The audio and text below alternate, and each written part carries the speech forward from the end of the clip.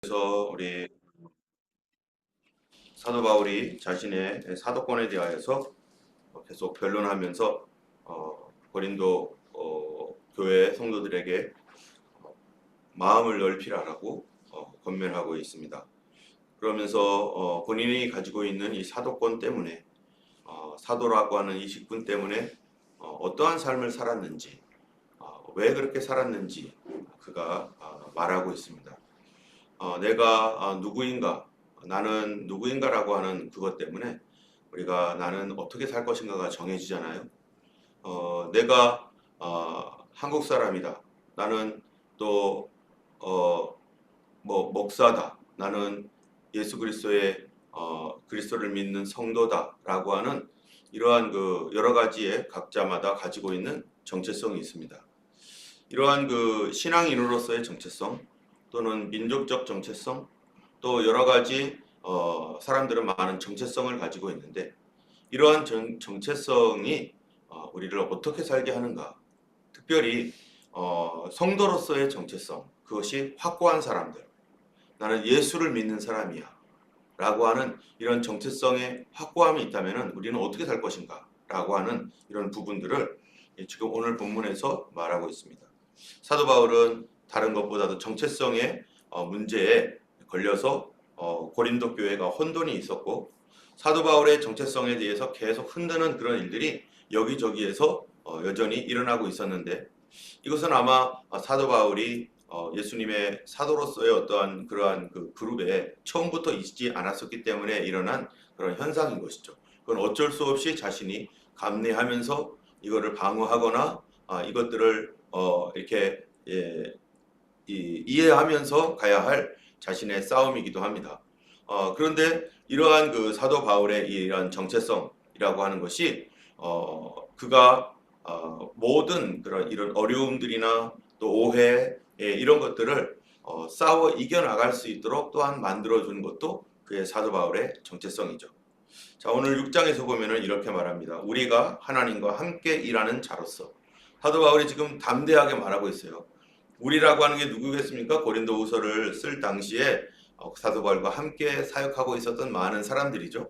그 디모데라든지 디도 또는 누가 뭐 이런 많은 그 주변에 동역자들이 있는데 그 사도 바울이 뭐라고 말하냐면은 우리는 하나님과 함께 일하는 자다.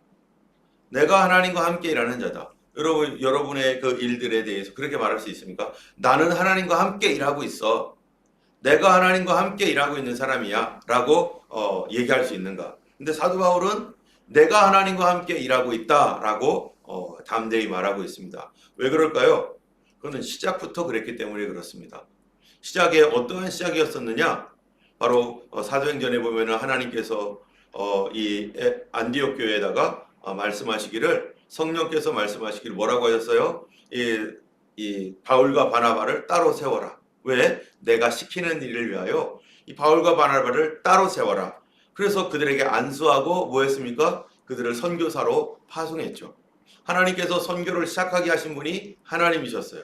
그래서 그들을 교회 중에서 따로 세워서 기름을 붓고 하나님께서 이제 유럽 전도까지 갈 수 있도록 역사하셨고 그리고 사도 바울이 가는 곳마다 교회가 세워지면서 열매가 맺어졌고 하나님께서 또한 많은 역사들을 사도 바울이 가는 곳마다 일으키심으로 그 말씀이 진리라는 것을 확증해 주셨고 또 계속해서 하나님께서 선교의 길을 열어놓으시면서 하나님께서 사도 바울과 함께 하셨던 것들을 많은 사람들이 증언하고 그도 그렇게 확신하고 있었습니다.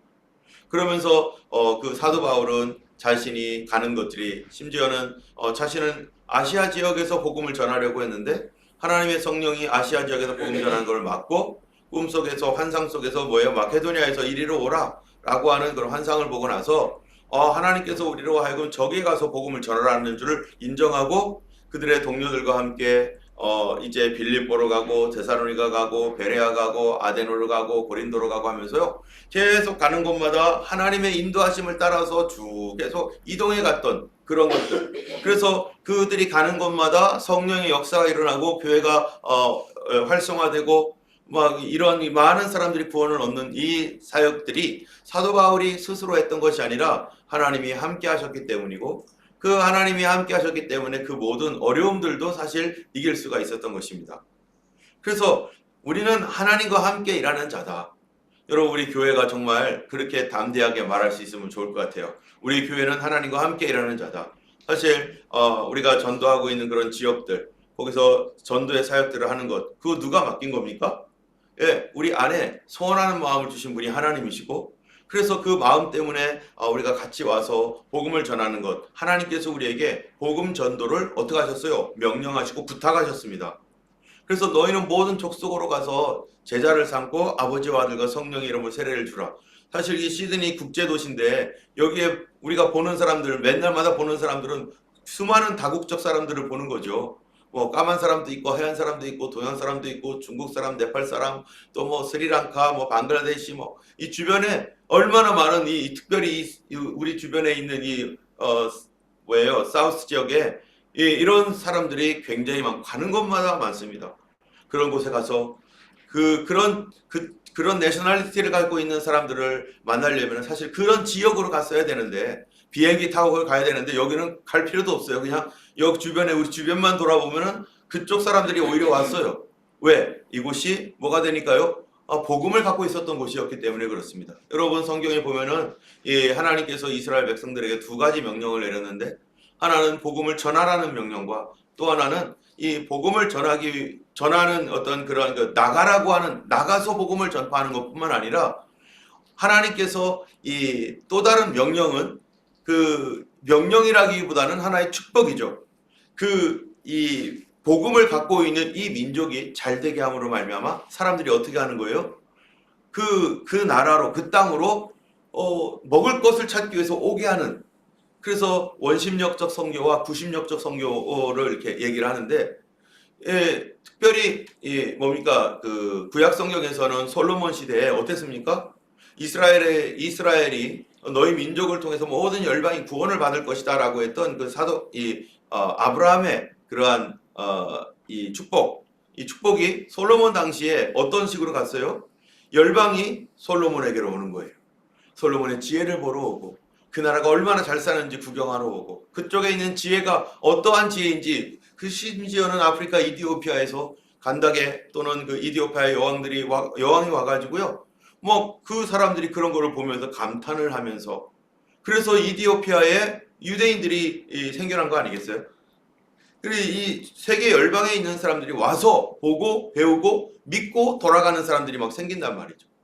호주가 기독교적인 정체성을 가지고서 이 나라가 오랜 동안 이렇게 왔는데 이 잘 살게 되고 서구 유럽도 마찬가지예요. 잘 살게 되니까 다 어디서 옵니까? 안 믿는 무슬림 쪽에서 오고 불교 지역에서 오고 유대교 지역에서 오고 안 믿었던 사람들, 예수님을 몰랐던 사람들이 그곳에 와가지고 거기 정착하기도 하고 거기 배워서 가기도 하면서 거기에서 많은 사람들이 예수님을 믿게 되고 그들이 와가지고 물론 막 그냥 나라를 어지럽히기도 했지만은 그러나 이렇게 사람들이 와서 배우게 만드는 그래서 이 교회나 또 이 믿음을 갖고 있는 사람들은 하나님께서 두 가지로서 복음을 전파하게 하는데 하나는 우리가 직접 가서 복음을 전함으로 말미암아서 그들이 예수를 믿게 하거나 또는 하나님께서 우리 자신을 복음의 도구로 삼으셔서 우리 자신들의 가정과 삶과 교회가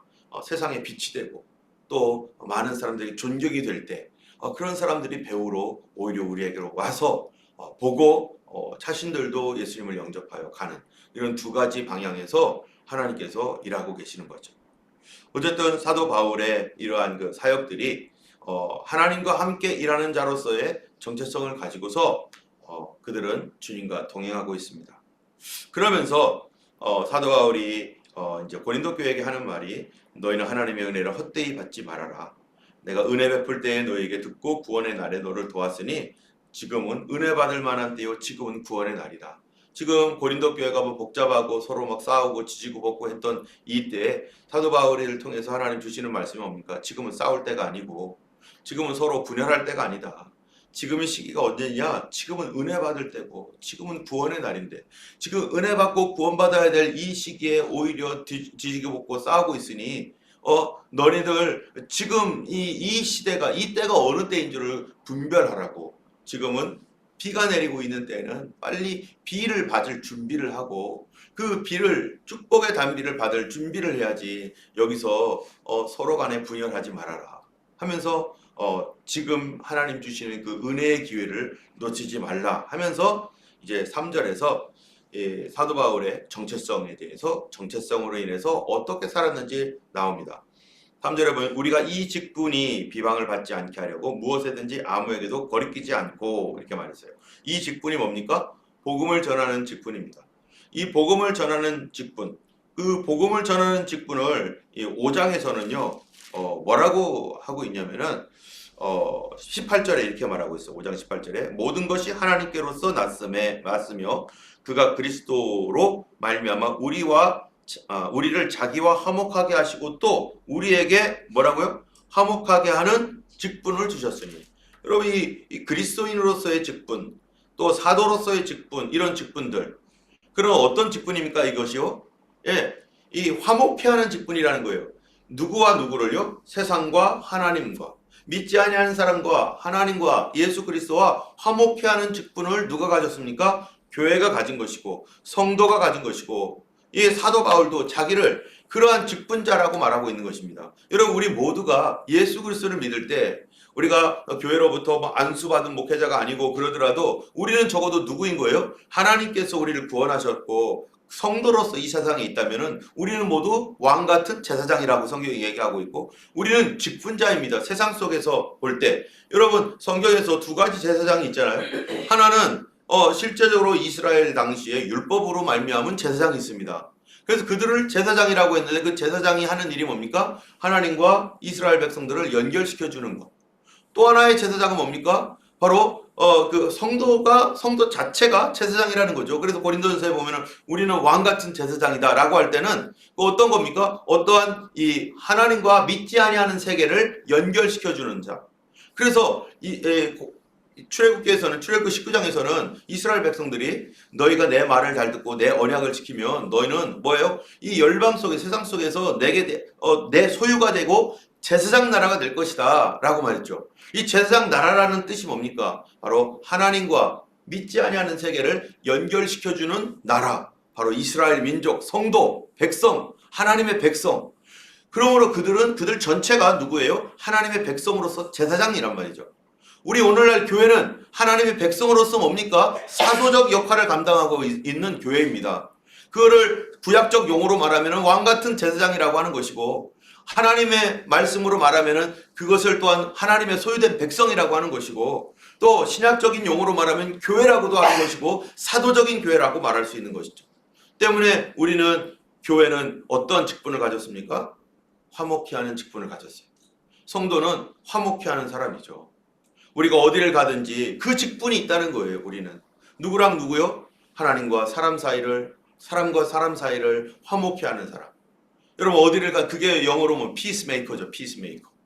그래서 선교하고 전도하는 것은 하나님과 화목되지 않은 사람들을 하나님과 화목시키려고 하는 그런 중매자로서 가는 거고, 또 우리가 있는 곳에서 사람들과 만날 때, 교회 생활을 할 때 우리는 도대체 누구인가?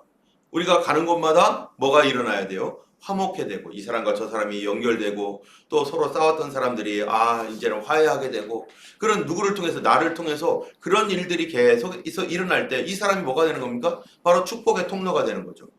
그런데 내가 가는 곳마다 이 사람 저 사람 싸우게 되고, 나랑 저 사람 싸우게 되고, 어떤 사람은 그런 사람이 있어요. 그럼 언제 그렇게 하느냐? 이것이 옳으니 저것이 그르니, 이건 이렇게 해야 되고 저건 저렇게 해야 되고 하면서 자기 주장을 계속 강하게 하면서 그렇게 하지 않아도 될 거를 가지고 자기가 원하는 대로 하겠다고, 내 방식대로 하겠다고 하면서 사람들을 끌고 가려고 하고 막 이럴 때 그 사람들은 뭐 생각이 없습니까?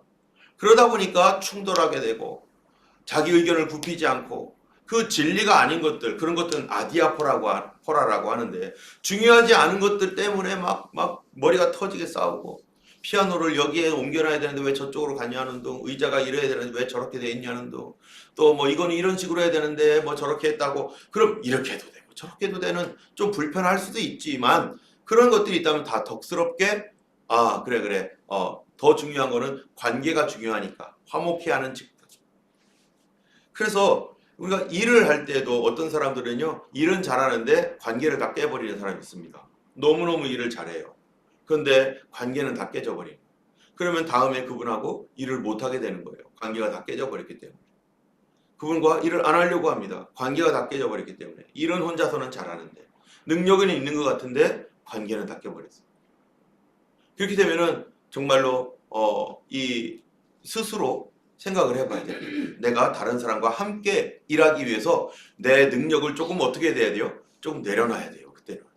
네. 저 사람이 나보다 좀 못한 것 같아도 그 사람의 생각을 존중해주고 의견을 받아주면서 내 것과 어떻게 하면 조화를 이루면서 그렇게 내가 가지고 있는 능력과 저 사람이 가지고 있는 그런 능력이 관계 안에서 잘 어우러질 수 있도록. 그러면은 어떨 때는 내가 다 알지만 내가 더 잘하지만 그냥 못하는 척 내려놓고, 우리가 그런 거 있잖아요. 지난번에도 같이 얘기했던 것처럼 모르는 척 하는 게 차라리 서로를 위해서 더 유익할 때가 있다. 우리 자녀들이 어떻게 하고 있는지 일일이 감시 카메라 갖다 놓고 다 조사하는 부모님이 있다면 왜 공부 안 했느냐, 왜 이 시간에 너 이렇게 했느냐, 그거 그렇게만 한다면 뭐가 깨져요? 관계 다 깨지는 거죠. 자유를 완전히 상실하게 되니까. 알지만 모르는 척하고 계속 격려해주고 잘하고 있다고 해주고 기도해주고, 그런 가운데 시간이 걸릴 수도 있지만은 그런 가운데 관계가 회복되면 모든 것들이 다 편안하게 되는 거죠. 하나님 나라는 관계가 중요합니다. 그래서 사도 바울은 그러한 화목케 하는 직분이다라는 이 사실에 대하여 늘 머리에 두고 있어요. 나는 누군가 하나님의 일꾼이고 나는 화목케 하는 직분을 받은 사람이다. 하나님과 사람 사이를 화목해야 되기 때문에 나와 이 사람이 뭐가 돼야 돼요? 친구가 되어서 내가 또 하나님께 그 사람을 소개하고 그 사람도 나를 통해서 하나님을 만날 수 있도록 나는 그러한 통로로서. 그래서 여러분, 이 아브라함에게 축복의 통로가 된다라고 했던 말은 다시 말하면 그게 뭡니까? 바로 직분이라는 거예요. 아브라함이 축복의 통로가 되었다는 것은 우리를 통해서 우리를 통과해서 하나님을께로 나아갈 수 있는 그 축복의 통로라는 것은 그러한 제사장 나라로서의 직분, 또 사도로서의 직분, 우리가 주님의 직분이 비방받지 않게 하려고 아무에게도 꺼리끼지 않게 하고, 그렇죠? 우리가 꺼리끼게 되면 안 돼요. 저 사람 좀 꺼려져. 저 사람은 뭐 좀 같이 하고 싶지 않은 사람이야. 이러면은요 벌써 복음이 막혀버리는 거예요. 뿐만 아니라 이 4절에 보니까 이렇게 말해요. 오직 모든 일에 하나님의 일꾼으로 자천하여. 지금 자기 자신을 누구라고 보고 있습니까? 아이덴티티. 난 하나님의 일꾼이야. 그거를 자천한다는 거예요. Command ourselves.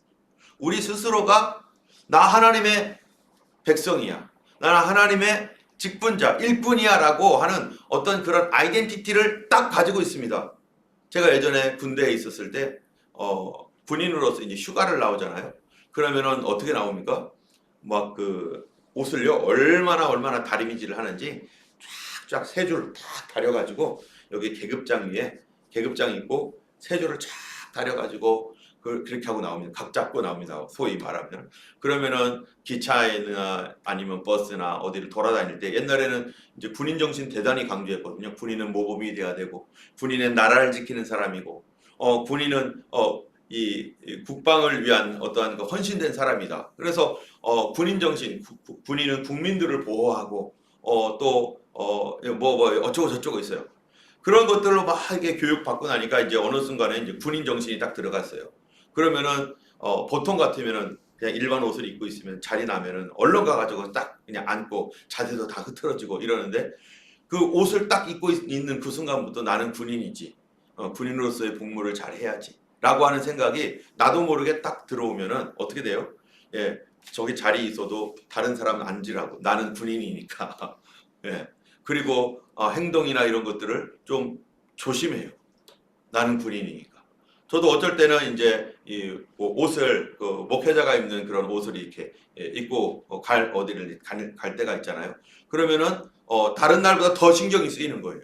나는 목사니까 내 옷이 그거를 나를 증명하고 있는데, 내가 자세가 흐트러지거나 내가 막 함부로 행동하거나 아무데서나 침 찍찍 뱉거나 예를 들어서 그런다고 하면요, 사람들이 나를 어떻게 보겠어요?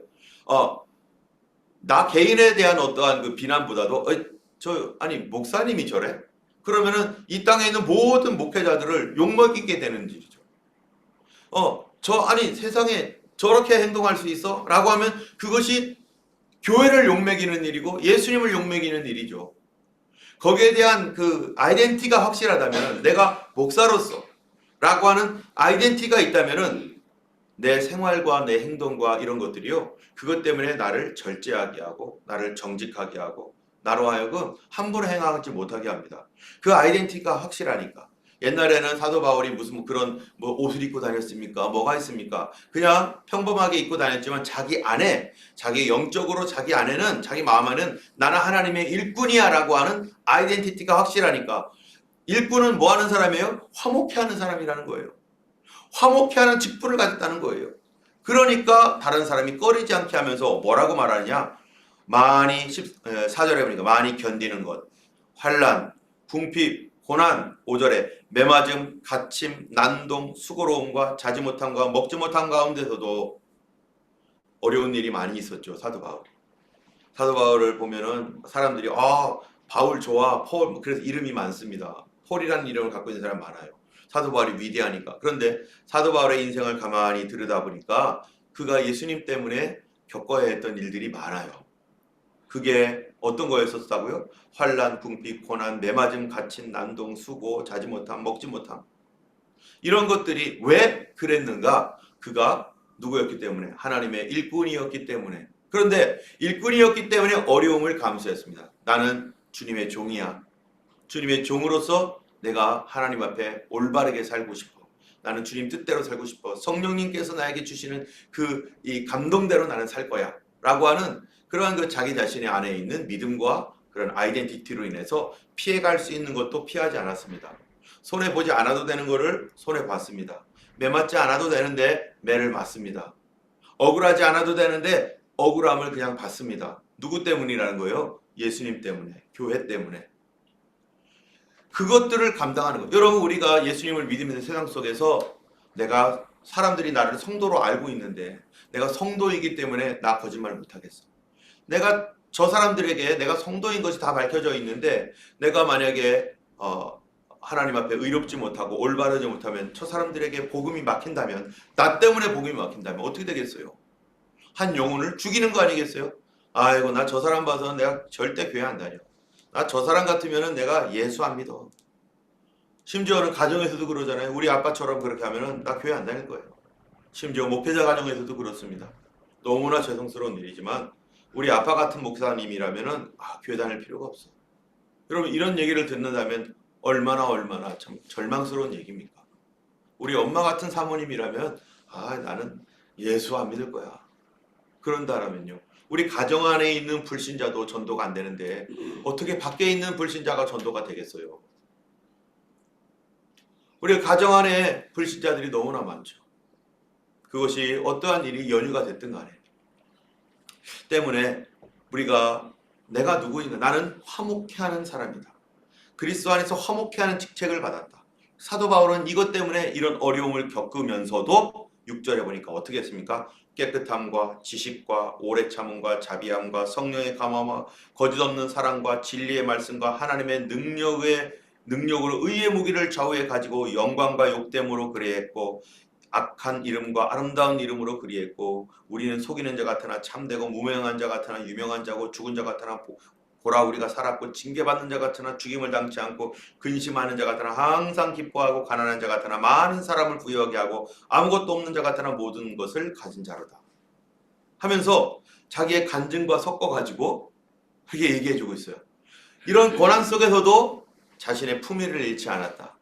내가 주의 종이라고 하는 이 사실은 내가 버리지 않아서 그런 흐트러질 수밖에 없는 상황 속에서도 내가 깨끗함을 유지하고 지식과 오래 참음 가운데 자비함과 성령의 감동 가운데 내가 어찌하든지 이 모든 것들을 주님 뜻대로 하려고.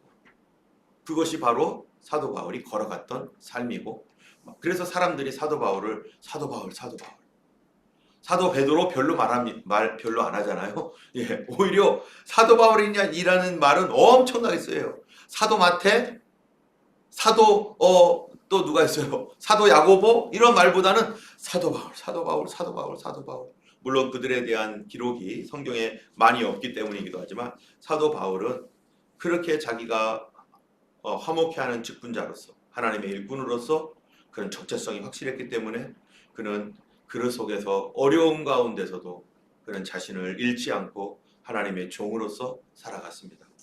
오늘날 우리가 살아갈 때 정말로 내가 누구인가, 내가 그리스도인으로서의 온전한 정체성을 가지고 있다면 우리 모두는 우리 안에 성령님께서 이렇게 살라고 우리에게 능력을 주실 줄로 믿습니다.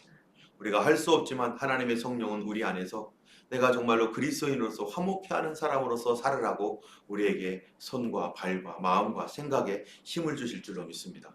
오늘도 주님 성령님께서 도와주셔서 주님의 화목해하는 그러한 그 직분자로서의 삶을 능히 살 수 있도록 성령님 오늘도 우리의 손과 발과 마음과 생각 뜨겁게 해주시고 그렇게 살아낼 수 있는 능력을 부어주시도록 기도해 주시고 우리를 통해서 또한 우리의 마음을 아프게 했던 사람들까지도 주님 기도해 줌으로 말미암아 참으로 그 사랑이